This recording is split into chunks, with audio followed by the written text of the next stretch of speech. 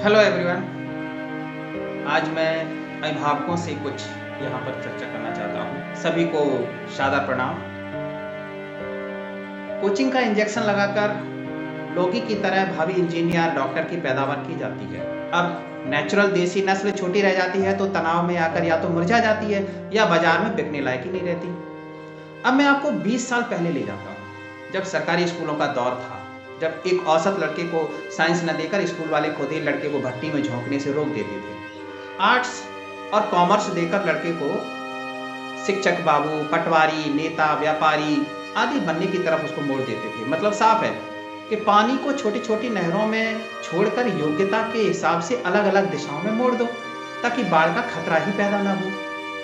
शिक्षक लड़के की गलती करने पर उसको डंडे से पीट पीट कर साक्षर बनाने पर अड़े रहते और तनाव झेलने के लिए मजबूत कर देते थे। मम्मी पापा से शिकायत करो तो 2 झापड़ मम्मी पापा भी चढ़ देते थे और गुरुजी से सुबह आकर ये और कह जाते थे कि अगर नहीं पढ़े तो 2 डंडे हमारी तरफ से भी लगाना। अब पक्ष और विपक्ष एक होता देखकर लड़का पिटने के बाद सीधा फील्ड में जाता और खेल कूद करके अपना तनाव कम कर लेता था। खेलते समय गिरता पड़ता, कभी कभी छोटी मोटी चोट भी लग जाती तो मिट्टी डालकर उसको उस चोट को सुखा लेता था, पर कभी तनाव में नहीं आता। 10वीं आते आते लड़का लोहा बन जाता था, तनाव मुक्त होकर मैदान में तैयार खड़ा हो जाता था और हर तरह के तनाव को झेलने के लिए तैयार था। फिर आया शिक्षा का एक नया दौर। शिक्षा स्कूल से निकलकर ब्रांडेड शोरूम में आ गई। शिक्षा सोफेस्टिकेटेड हो गई। बच्चे को गुलाब के फूल की तरह ट्रीट किया जाने लगा। मतलब बच्चा 50% लाएगा तो भी साइंस ही पढ़ेगा। हमारा मुन्ना तो डॉक्टर ही बनेगा, हमारा बच्चा IIT से बीटेक करेगा। शिक्षक अगर हल्के से भी मार दे तो मम्मी पापा मानवाधिकार की किताब लेकर मीडिया वालों के साथ स्कूल पर चढ़ाई कर देते और कहते कि हमारे मुन्ने को हाथ भी लगाया तो कैसे।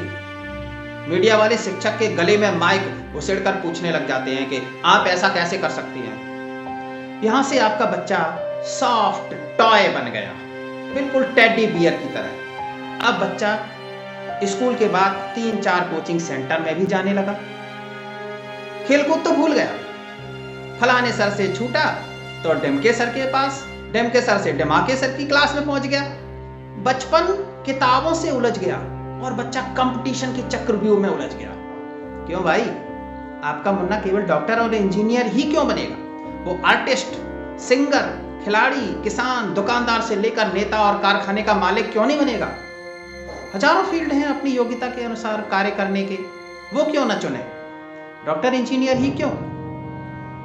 अभी कुछ दिन पहले मेरे जूते थोड़े फट गए। पता किया कि एक लड़का अच्छे से उसको रिपेयर करता है। उसके पास गया तो उसने 100 रुपए मांगे रिपेयर करने के लिए और कहा कि 3-4 दिन बाद मिलेंगे। उस लड़के की आमदनी का हिसाब लगाया तो पता चला कि लगभग 1 लाख रुपए महीने कमाता है, यानी कि पूरे 12 लाख का पैकेज। वो तो कोटा नहीं गया। उसने अपनी योग्यता को हुनर में बदल दिया और अपने काम में मास्टरपीस बन गया। कोई शेफ बनकर लाखों के पैकेज में 5 स्टार होटल में नौकरी कर रहा है, तो कोई हलवाई बनकर बड़े बड़े इवेंट में खाना बनाकर लाखों रुपए ले रहा है, कोई डेयरी फार्म खोलकर लाखों रुपए कमा रहा है, कोई दुकान लगाकर लाखों रुपए कमा रहा है, कोई कंस्ट्रक्शन के बड़े बड़े ठेके ले रहा है, तो कोई फर्नीचर बनाने के ठेके ले रहा है, कोई रेस्टोरेंट खोलकर कमा रहा है, तो कोई कबाड़े का माल खरीद कर इटावा और अलीगढ़, आगरा जैसे शहरों में लाखों रुपए कमा रहा है, तो कोई सब्जी बेचकर भी 20-25 हजार रुपए महीने कमा रहा है, कोई चाय की रेहड़ी लगाकर 40-50 हजार महीने कमा रहा है, तो कोई हमारे यहाँ कचौरी, समोसे और पकौड़ी, जलेबी बेचकर ही लाखों रुपए महीने कमा रहा है। मतलब साफ है भैया कि कमा वो ही रहा है जिसने अपनी योग्यता और उस कार्य के प्रति अपनी रोचकता को हुनर में बदला। उस हुनर में मास्टरपीस बना। जरूरी नहीं कि आप डॉक्टर और इंजीनियर ही बने, आप कुछ भी बन सकते हैं। आप में उस कार्य को करने का जुनून हो। बस बच्चों को उनकी रुचि के अनुसार आगे बढ़ाएं। हाँ, तो अभिभावकों और प्रियजनों, अपने बच्चों को टेडी बियर नहीं बल्कि लोहा बनाओ। लोहा अपनी मर्जी की भट्टी में मत झोंको, उसे पानी की तरह नियंत्रित करके छोड़ो, वो अपना रास्ता खुद बनाने लग जाएगा। बच्चों पर नियंत्रण जरूर रखो। अगर वो अनियंत्रित हुआ तो पानी की तरह आपके जीवन में बाढ़ ला देगा। कहने का मतलब यह है कि शिक्षा को नेचुरल ही रहने दो, क्योंकि सिंथेटिक बनाकर बच्चे का जीवन और अपनी खुशियों को बर्बाद कर रहे हो। बच्चों को उनके रुचि के अनुसार आगे बढ़ने में सहयोग दें। धन्यवाद। जय हिंद, जय भारत।